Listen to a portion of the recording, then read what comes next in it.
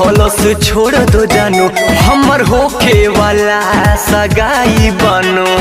हाँ तो तोरा चक्कर में कब तक कुंवार रही रे। फोन के उ कहलस छोड़ दो जानू हमर होखे वाला सगाई बनो।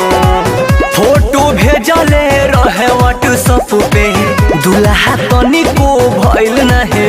तो से का मतलब? फोटो भेजले रहे व्हाट्सएप पे दुल्हा तनिको भइल नहे। तक्का भइल तो से का मतलब? ओके ना शादी करे के बा। अरे ये बात ना न हो ले है सुन।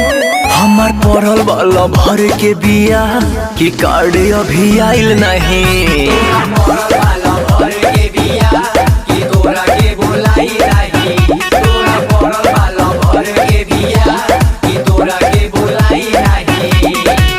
मारो मारो मुझे, मैं पागल हो गया, मैं मरना चाहता हूँ। हाँ सारे को लड़की के चक्कर में जान देबा।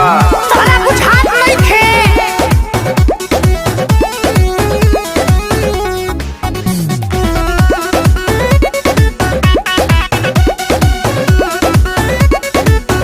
और कोनो दिक्कत? खोजी नौकरिया हो खता शादी हमार चालू हो गहिल बर्बादी।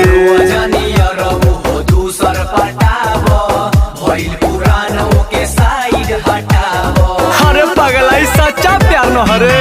अच्छा खोजी नौकरिया हो खता शादी हमार चालू हो गहिल बर्बादी।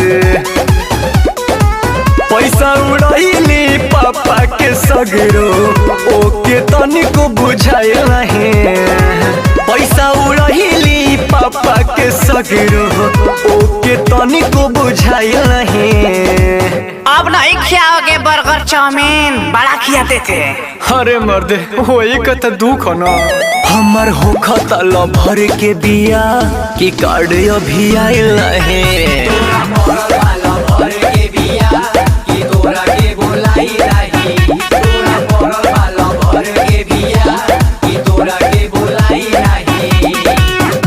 अरे जहर पिया दस रे हम कितना गम बर्दाश्त नहीं के हो। माहौर खा ले, माहौर फांसी लगा ले, मर जा।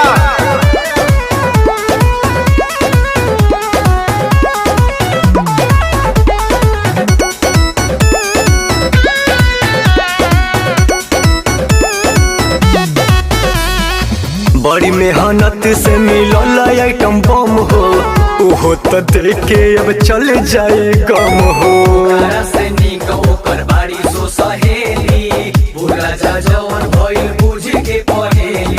अरे बड़ा मन रहल रे पूरी खैला का हो। बड़ी मेहनत से मिलल आइटम बम हो ओहो तो देखे अब चल जाए गम हो। सोनू सरगम रवि उपेंद्र कुछ उजाला खाइल नहीं। सोनू सरगम सचिन रवि कुछ उजाला खाइल नहीं। तो का खैबे बुनिया? रुक जोगाड़ करत हई हम। जिंदगी थी जिंदगी हमर पड़ल वाला भर के बिया की कार्ड अभी आइल नहीं।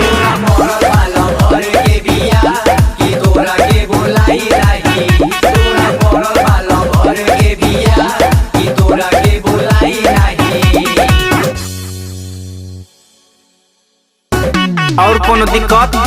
खोजी नौकरिया हो खता शादी हमार